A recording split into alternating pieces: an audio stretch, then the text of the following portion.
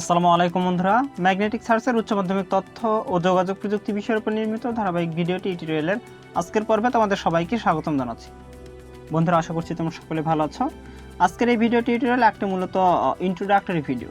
এই ভিডিওতে আমি আমাদের উচ্চ মাধ্যমিক তথ্য ও যোগাযোগ প্রযুক্তি বইয়ের চ্যাপ্টার 2 অর্থাৎ বলা হচ্ছে চ্যাপ্টার 2কে যে কমিউনিকেশন সিস্টেম ও নেটওয়ার্কিং।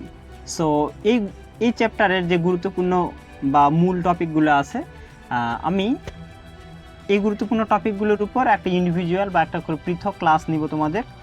সো এই জন্য করে আমি একটা তালিকা তৈরি করেছি যে কোন ভিডিওতে কোন জিনিসগুলো নিয়ে আমি আলোচনা করছি এবং এই অধ্যায়ের গুরুত্বপূর্ণ টপিকগুলো কি, শুধুমাত্র এটা জানার জন্য আমি তোমাদেরকে এই একটা ইন্ট্রোডাক্টরি ভিডিও তোমাদের জন্য তৈরি করেছি।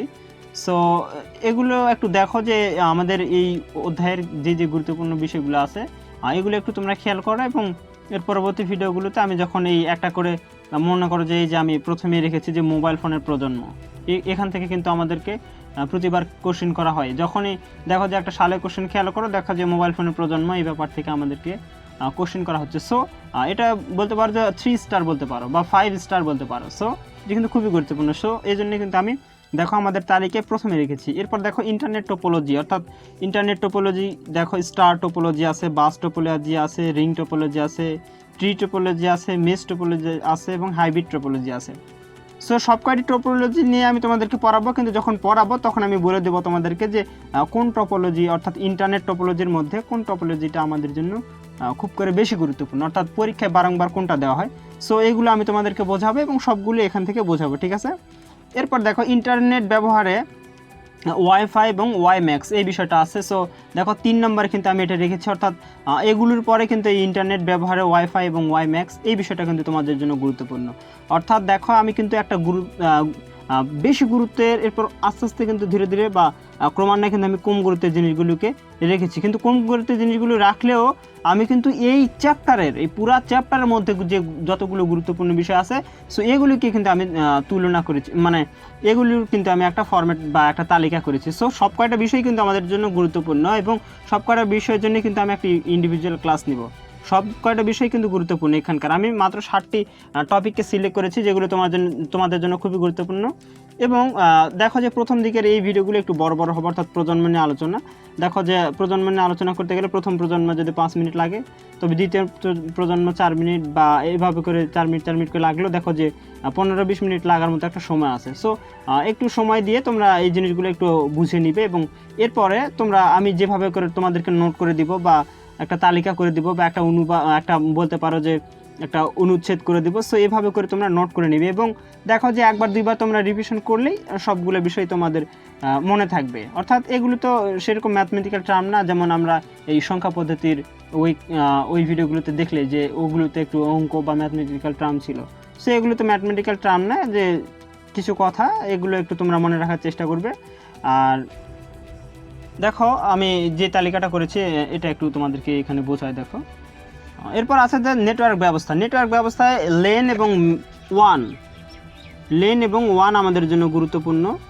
সো আমি এখানে তোমাদেরকে বলে দিলাম, তো ওখানে আমি তোমাদেরকে বলে দেবো যেটা বেশি গুরুত্বপূর্ণ। তবে যেহেতু একটা নিয়মের মধ্যে আমাদেরকে শিখতে হয়, তার দেখো যে নেটওয়ার্ক ব্যবস্থাকে দেখো যে পেন, কেন, লেন, মেন, ওয়ান অনেক কয়টা ভাগে বিভক্ত করা হয়েছে।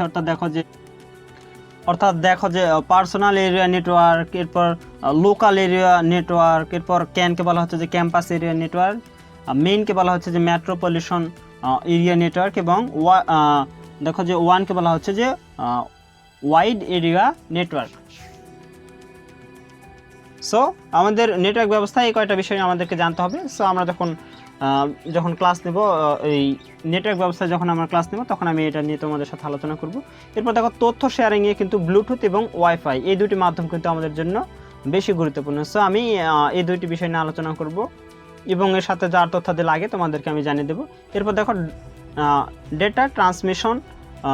সো ডেটা ট্রান্সমিশন এবং এখানে একটা দক্ষতার একটা ম্যাথ আছে, অর্থাৎ দেখো যে দক্ষতার ম্যাথের একটা আমি তোমাদেরকে ফরম্যাট দেবো। সো এই ডেটা ট্রান্সমিশনকে কিন্তু প্রধানত দুই ভাগে ভাগ করা যায়। একটা হচ্ছে যে প্যারালাল ডেটা ট্রান্সমিশন আর একটা হচ্ছে যে সিরিয়াল ডেটা ট্রান্সমিশন।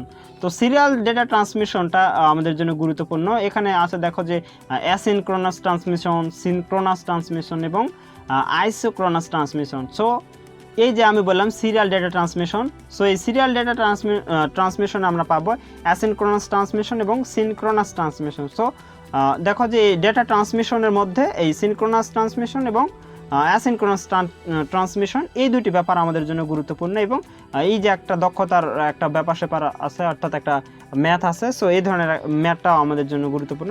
এরপর দেখো যে ডেটা ট্রান্সমিশন মোড, তো ডেটা ট্রান্সমিশন মোডকেও ঠিক এই ডেটা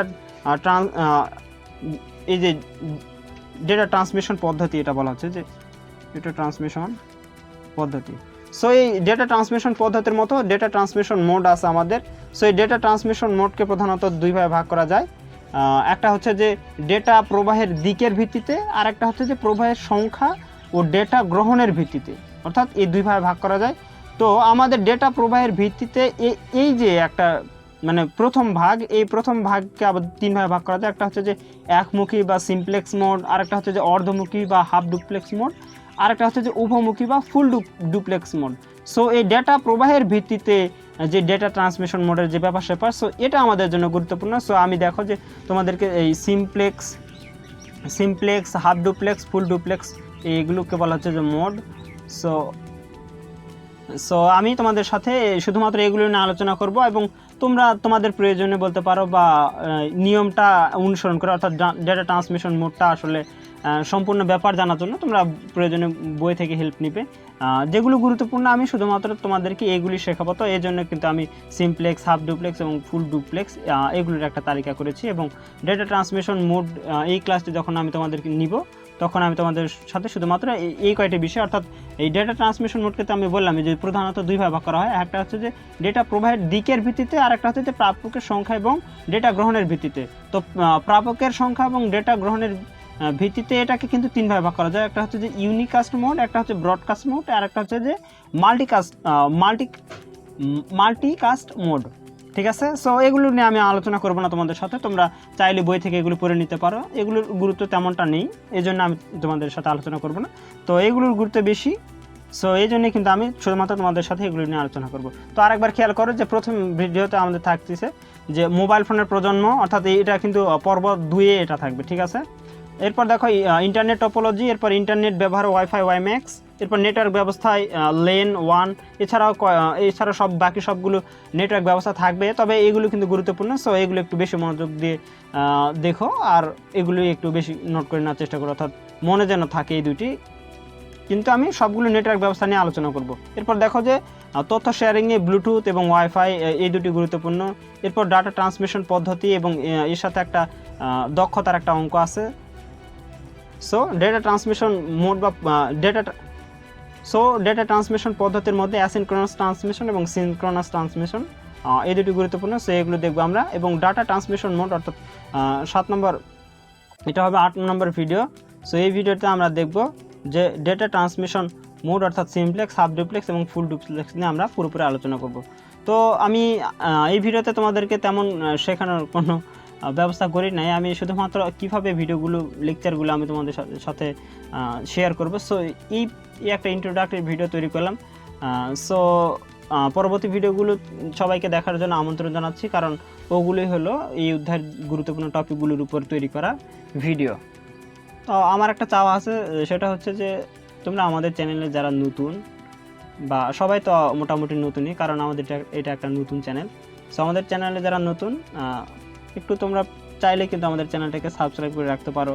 এবং এই যে দেখো আমি এত সুন্দর করে তোমাদের জন্য ভিডিও লেকচারগুলো তৈরি করতেছি, সো সবগুলো ভিডিও কিন্তু তুমি ফলো করতে পারো। এবং আমি আশা করছি যে এই যে আমি তোমাদেরকে বুঝিয়ে দিই, একটা ক্ষুদ্র পরিসরে বা একটা অল্প সময়ের মধ্যে বুঝিয়ে দেওয়া কিন্তু অ্যাকচুয়ালি ভালোভাবে সম্ভব হয় না। একটা বড় লেন্থলি একটা সময় পেলে কিন্তু আমি তোমাদেরকে ভালোভাবে বুঝিয়ে দেওয়ার একটা প্রসেসিং করতে পারি। তবে দেখো যে ভিডিওগুলো বড় করলে আবার অনেকে আসে দেখতে চায় না, এজন্য ছোট করে আমাকে তৈরি করতে হয়। সো যাই হোক, আমি যেহেতু গুরুত্বপূর্ণ টপিকগুলোর উপর তোমাদেরকে লেকচার দেই, এবং এগুলো তোমরা সবগুলো তোমরা নোট করে নেওয়ার চেষ্টা করো।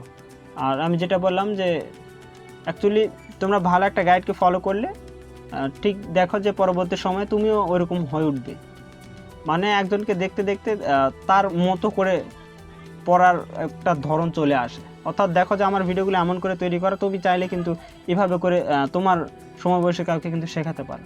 সো এরকম একটা জিনিস কিন্তু মাথায় রেখো। তো আজ এ পর্যন্ত, ধন্যবাদ সবাইকে। আসসালামু আলাইকুম।